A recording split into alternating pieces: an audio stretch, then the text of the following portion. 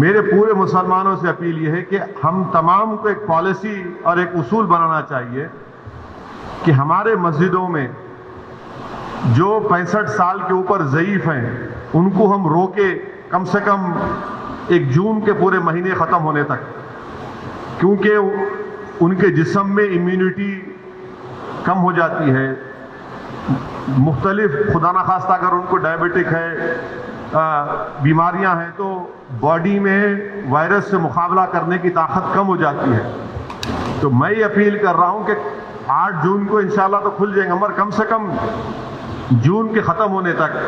ہمارے جو 65 سال کے اوپر جو ضعیف افراد ہیں ان کو ہم سمجھائیں، ان سے ریکویسٹ کریں کہ کم سے کم جون کے ختم ہونے تک آپ تھوڑا مسجد کو مت جائیے، گھر میں نماز پڑھیے۔ جو نوجوان ہیں جو ذرا مسجدوں کو کم جاتے، اب وہ جا کر مسجد کو آباد رکھے۔ تیسرے یہ کہ مساجد میں اگر کارپیٹ ہے اور اس کارپیٹ کو نکال سکتے آپ تو فوراً نکال کر پتھر کے اوپر نماز پڑھنا چاہیے، کیونکہ کارپیٹ میں ایپیڈیمولوجسٹ اور جتنے ہیلتھ ایکسپرٹس سے ڈاکٹرز وہ بولتے ہیں کہ کارپیٹ میں بہت سے جراثیم جم جاتے اور اس سے ہو سکتا ہے کہ خدا نخواستہ کسی کو وائرس لگ سکتا۔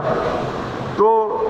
چوتھی بات کام ہم کو یہ کرنا چاہیے کہ مساجد میں بیت الخلاء اور وضو کا انتظام نہ رکھیں، کیونکہ وہ وضو کرتے کلی کرتے اور پھر آپ آ کے نماز پڑھتے تو لوگ گھر سے ہی اپنے وضو کر آئیں، اور نماز جب پڑھیں گے نہیں معلوم مفتیہ اکرام کو فیصلہ کرنا ہے کہ اگر پوری دنیا میں جہاں جہاں مساجد کھولے گئے، چاہے وہ مسجد نبوی ہو، حرم شریف مکے میں ہو، یا ٹرکی ہو، یا دوسرے مقامات پر، ہمیشہ کی طرح جو کھندے سے کھندا ملا کر سب بنتی تھی ویسا نہیں بن رہی اب۔ تو کیا مفتیہ اکرام یہ فیصلہ دے سکتے کہ بھائی جب 8 تاریخ سے مساجد کھولے جائیں گے تو سوشل ڈسٹینسنگ کو برقرار رکھتے ہوئے ہم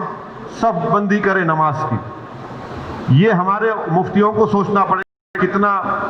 یہ کر سکتے کیا، کیونکہ مختلف ممالک میں ہو رہا ہے۔ تو میں تو گزارش کروں گا ہمارے علماؤں سے کہ وہ بھی اس کا فیصلہ کر لیں، مگر دوسرے جو 4 چیزیں میں کہا ہوں اس پر یقیناً غور کریے آپ۔ میں کسی سے نہیں کہہ رہا ہوں کہ مسجد کو مت جائیے، میں یہ کہہ رہا ہوں کہ آپ صحیح کہہ رہے ہیں کہ وائرس ابھی بڑھ رہا ہے، وائرس ختم نہیں ہوا ہے، وائرس بڑھ رہا ہے ابھی، اور خاص طور سے جو ہمارے 65 سال کے اوپر کے جو لوگ ہیں اور جو لوگ مختلف امراض کے شکار کو، کڈنی کی بیماری ہے، ہارٹ کی ہے، لنگز کی ہے، ڈائبٹک ہیں، ان کو تو اور احتیاط کرنے کی ضرورت ہے،